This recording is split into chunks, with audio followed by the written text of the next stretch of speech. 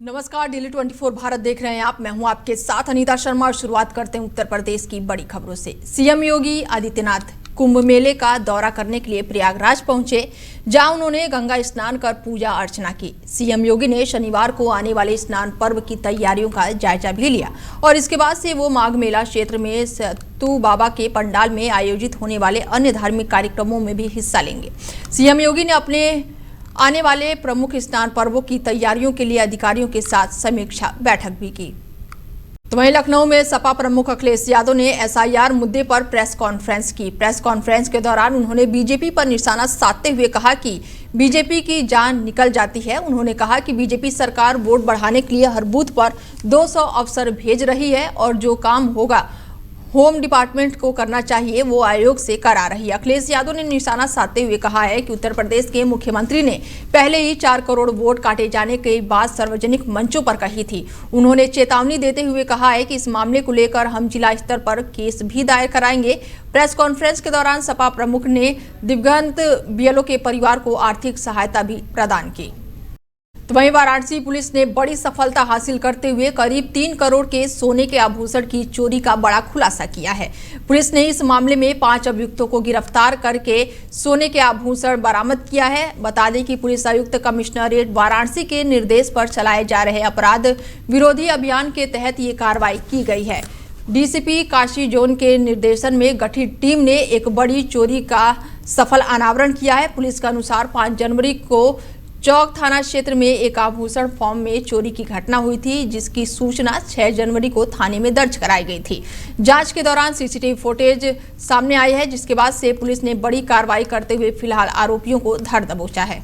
सूचना प्राप्त हुई थी जिसमें करणघंटा क्षेत्र में एक बंद मकान से 2 किलो सोना चोरी होने की सूचना प्राप्त हुई थी। इस क्रम में एसीपी दशाश्वमेध डॉक्टर अतुल अंजान त्रिपाठी के नेतृत्व में विभिन्न टीमें गठित करके ये तत्काल इसमें कार्रवाई शुरू की गई है और इसी क्रम में इस घटना में संलिप्त 5 अभियुक्तों को गिरफ्तार करके आज जेल भेजा जा रहे हैं, जिनके कब्जे से जो चोरी हुए 2 किलो 122 ग्राम सोना 100% रिकवरी 48 घंटे के अंदर सुनिश्चित की गई है। इस सराहनीय कार्य के लिए पुलिस आयुक्त महोदय द्वारा 1 लाख रुपए की नगद पुरस्कार घोषित की गई है और ये इनका पूरा क्रिमिनल हिस्ट्री जनपद वाराणसी, गाजीपुर, आजमगढ़ और कोलकाता से भी खंगाला जा रहे हैं। ये उल्लेखनीय बात है कि इस पूरा घटनाक्रम में मेन इन्वॉल्वमेंट जो मुख्य प्लानिंग में ये तारक जो केयरटेकर है उसका इन्वॉल्वमेंट है और साथ ही साथ इसका दोस्त विकास और शुभम, इन तीनों का एक्चुअल प्लानिंग में इन्वॉल्वमेंट था और इनके सहयोग करने के लिए दीपेश चौहान जो उस मकान का एक चाबी का डुप्लीकेट बनवाया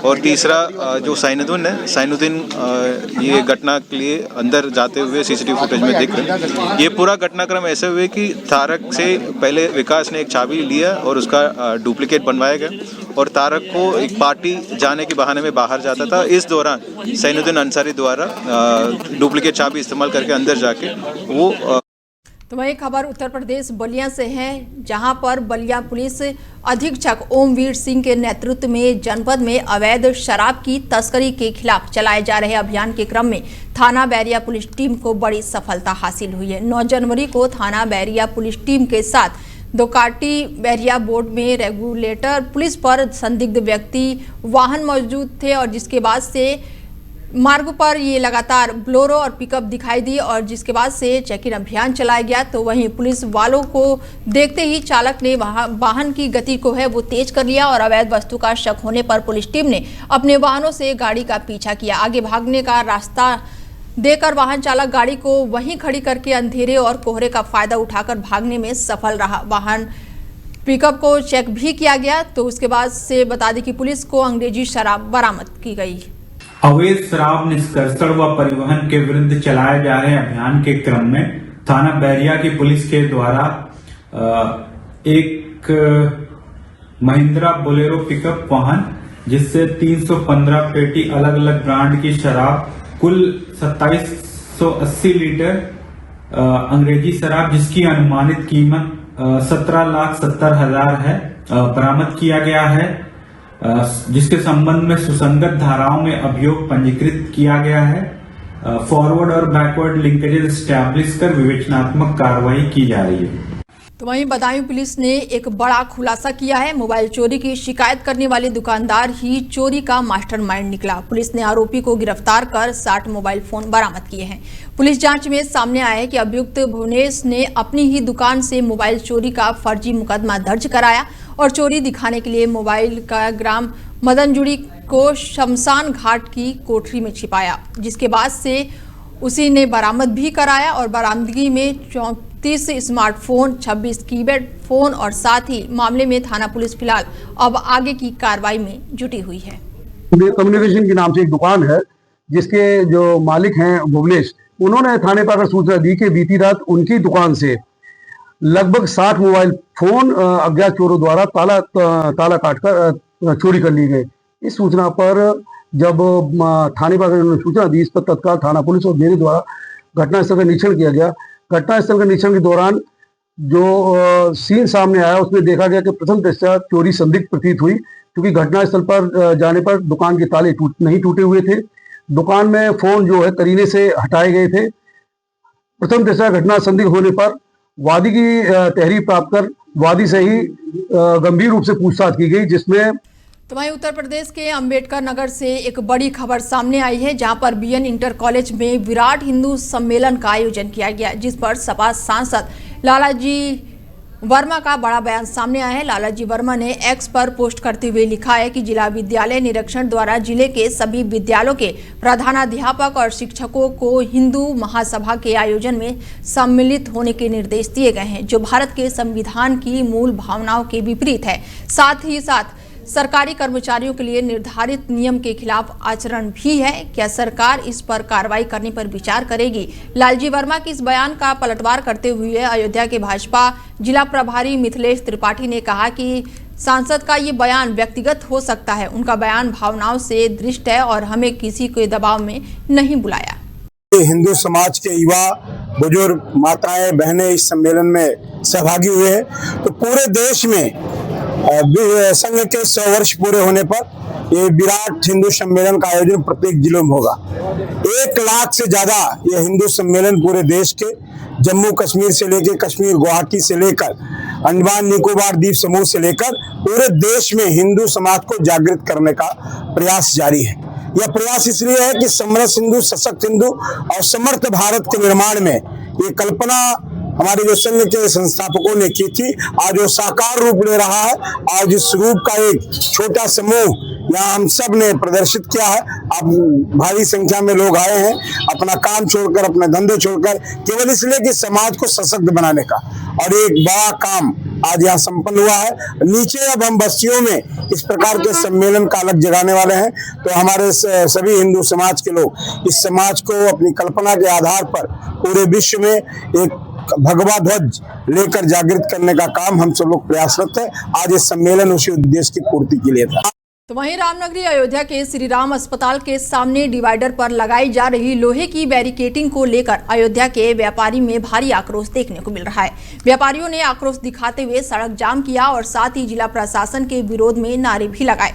मौके पर पहुंचे नगर विधायक ने व्यापारियों को आश्वासन देते हुए कहा कि व्यापक व्यवस्था के बीच विकल्प निकाला जाएगा और 2 दिन पहले श्री राम अस्पताल पर बैरिकेटिंग लगाई जा रही थी, जिसे लेकर व्यापारियों का गुस्सा फूटा था और उनका कहना है कि बैरिकेटिंग लग जाने से उन्हें व्यापार में काफी नुकसान होगा। नाराजगी के बाद से बैरिकेटिंग पर रोक लगा दी गई थी। व्यापारियों की नाराजगी के समर्थन में स्थानीय बीजेपी नेता भी उतरे। व्यापारियों ने मुख्यमंत्री से मुलाकात कर जिला प्रशासन की शिकायत करने की बात भी कही। वहीं गांव के विकास से ही राष्ट्र का विकास संभव है। बलरामपुर में कैबिनेट मंत्री राकेश सचान ने बड़ा बयान दिया, जिसमें उन्होंने कहा कि इस योजना से ग्रामीणों में 125 दिनों का गारंटी रोजगार मिलना और मजदूरी का भुगतान 1 सप्ताह के भीतर किया जाएगा। मंत्री ने मनरेगा में फर्जीवाड़े के आरोप लगाते हुए कहा कि जी राम जी योजना पारदर्शी और मजबूत रोजगार व्यवस्था है। योजना के तहत गांव में पक्के निर्माण कार्य होंगे, जिससे पलायन रुकेगा और ग्रामीणों को सीधा लाभ मिलेगा। 9 जनवरी 2026 को हमें यहाँ बुलाया गया था कुछ सर्वे के लिए।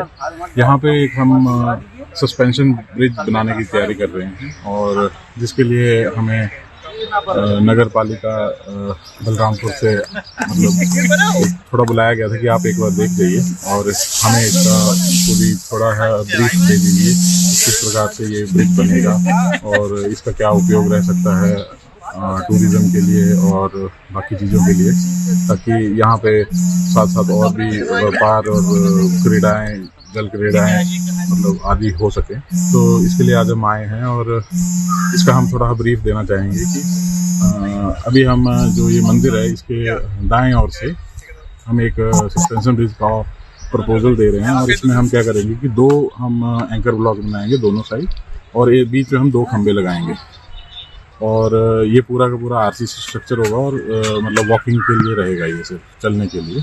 और तो वहीं बलरामपुर जिले के सार्वजनिक वितरण प्रणाली पीडीएस के तहत वितरित होने वाले राशन गेहूं को लेकर बड़ा सवाल खड़ा हो गया है।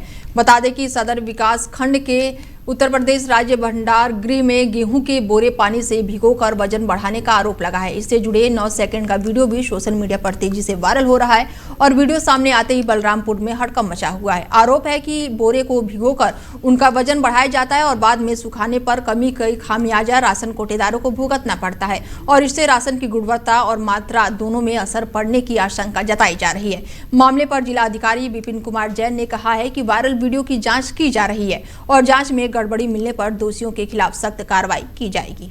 तो वहीं सर्दियों के मद्देनजर देखते हुए जरूरतमंदों को कंबल वितरित किया गया है। बता दें कि ऐसे में इंडिया मेडिकल एसोसिएशन ने शहर में वृद्धाश्रम में 60 बुजुर्गों को कंबल और अन्य ऊनी वस्त्र बांटे हैं और इस कार्यक्रम में चित्रकूट कलेक्टर पुलकित गर्ग ने दीप प्रज्वलित करते हुए मां सरस्वती के चित्र पर माल्यार्पण कर कार्यक्रम का शुभारंभ किया।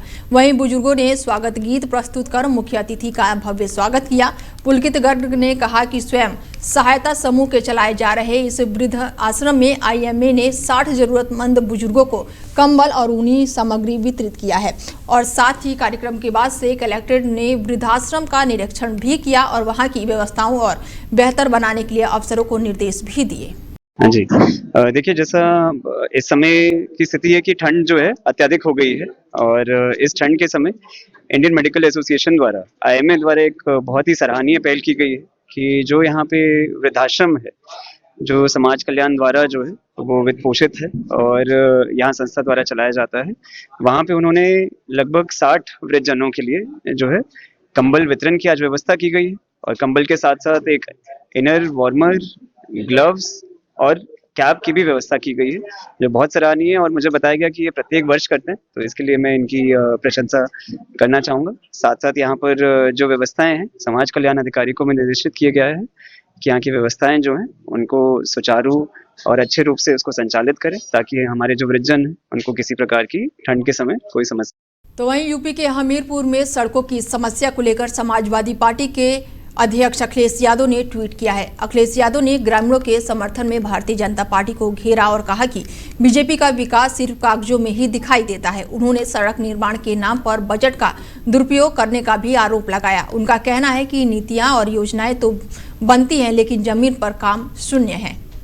भारत सरकार की महत्वाकांक्षी योजनाओं में से एक स्वच्छ भारत मिशन था, जिसका मुख्य उद्देश्य भारत को स्वच्छ और खुले में शौच मुक्त बनाना था, जिससे कि स्वच्छता और स्वास्थ्य में सुधार और लोगों की आदतों में बदलाव हो सके। लेकिन सरकार की महत्वाकांक्षी योजनाओं को भ्रष्टाचार की भेंट चढ़ रहा है और ऐसा ही एक मामला सिरथू विकास खंड के बिछौरा ग्राम पंचायत से सामने आया है, जहां पर लाखों रुपए की लागत से बना आरआरसी सेंटर पूरी तरह से भ्रष्टाचार की भेंट चढ़ चुका है।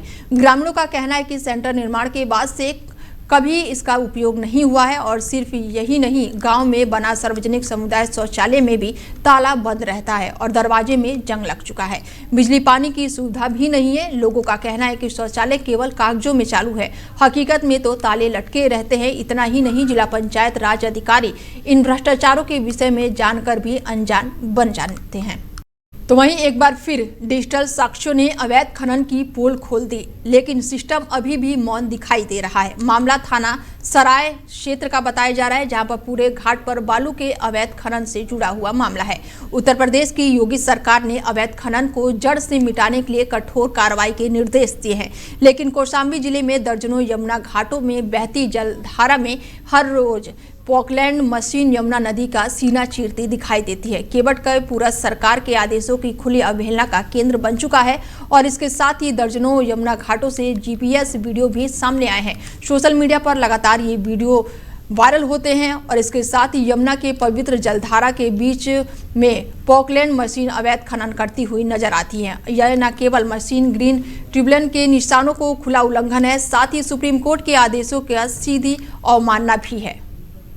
तो वहीं क्षेत्र में अज्ञात महिला का शव मिलने की खबर सामने आने के बाद से इलाके में हड़कंप मचा हुआ है। पूरा मामला 9 जनवरी की सुबह का बताया जा रहा है, जब रोड के किनारे एक अज्ञात महिला का शव मिला, जिसकी उम्र लगभग 50 साल बताई जा रही है। सूचना मिलने के बाद से पुलिस टीम तत्काल मौके पर पहुंची और घटना का निरीक्षण भी किया। शुरुआती जांच में सामने आया कि महिला भीख मांगकर जीवन यापन करती थी और उसके बैग से शराब के पाउच, बीड़ी और कपड़ों भी बरामद हुए हैं। फिलहाल महिला का नाम, पते के संबंध में जानकारी इकट्ठी की जा रही है। घटनास्थल पर फॉरेंसिक टीम को बुलाया गया है और निरीक्षण किया जा रहा है और अभी तक जांच में महिला की मृत्यु किसी अज्ञात वाहन के टक्कर से होने की बताई जा रही है। महिला के शव को पोस्टमार्टम के लिए भेज दिया गया है और आगे की कार्रवाई पुलिस ने शुरू कर दी है। तो वहीं प्रयागराज के फूलपुर थाना क्षेत्र में पुलिस और एसओजी सर्विलांस सेल गंगानगर की संयुक्त टीम ने 2 अभियुक्तों को गिरफ्तार किया है। अभियुक्त 7 जनवरी को फायरिंग करने के मामले में वांछित थे। गिरफ्तार अभियुक्तों के पास से एक अवैध तमंचा, एक खोखा और 4 अवैध देसी बम और एक मोटरसाइकिल नगद भी बरामद किए गए हैं। पुलिस अभियुक्त कमिश्नरेट प्रयागराज के निर्देश में अपराध और अपराधियों के विरुद्ध चलाए जा रहे अभियान में 2 अभियुक्तों को गिरफ्तार किया गया है।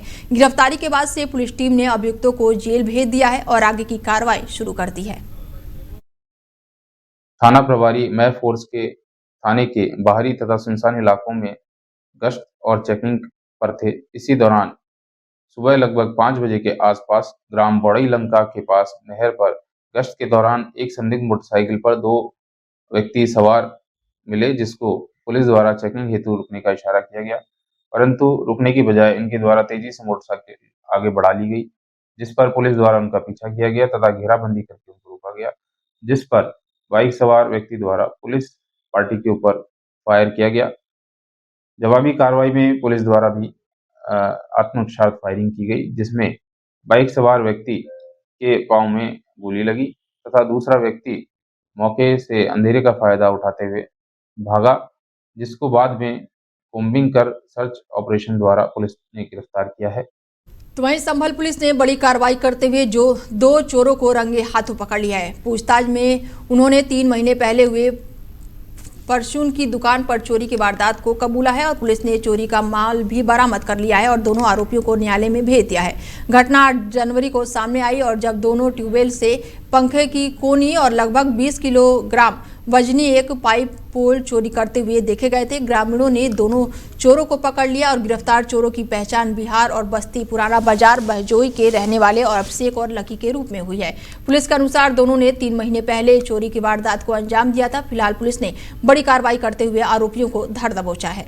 अपराध एवं अपराधियों के विरुद्ध प्रभावी कार्रवाई करने के क्रम में जनपद संभल की जो थाना बहजोई की पुलिस है, उनके द्वारा सीओ बहजोई के निर्देशन में एक बेहद अच्छे गैंग का खुलासा किया गया है, जो कि सेंधमारी करके कुम्बल लगा के दुकानों से, छोटी दुकानों से और घरों से चोरी किया करता था।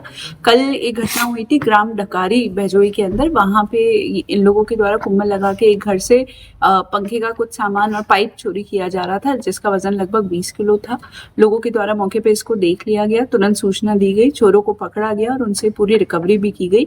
इन लोगों से जब पूछताछ हुई तो इनके द्वारा ये कबूला किया कि करीबन 3 महीने पूर्व एक ग्राम है, ग्राम चौपा शोभापुर, इसके अंदर भी एक परचून की दुकान से थोड़ी चीनी, आटे के कट्टे, रिफाइंड ऑयल, घी, इस तरह की चीजें, बीड़ी के बंडल वगैरह चोरी हुए थे।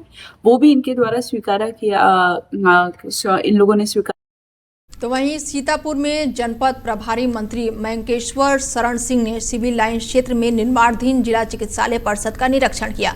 निरीक्षण के दौरान उन्होंने निर्माण कार्यों की प्रगति और व्यवस्थाओं का जायजा लिया। मंत्री ने अधिकारियों को निर्देश दिया कि अस्पताल भवन का निर्माण तय मानकों, गुणवत्ता और समय सीमा के भीतर पूरा किया जाएगा। लगभग 5 एकड़ भूमि में बन रहा ये जिला अस्पताल 3 मंजिला का होगा, जिसमें प्रथम तल जो है ओपीडी, दूसरा तल जो है वो जांच सुविधाएं और तीसरे तल पर मरीजों के भर्ती की व्यवस्थाएं की जाएगी। फिलहाल बुलेटिन में मेरे साथ इतना ही। बने रहिए आप हमारे साथ और देखते रहिए डेली 24 भारत। नमस्कार।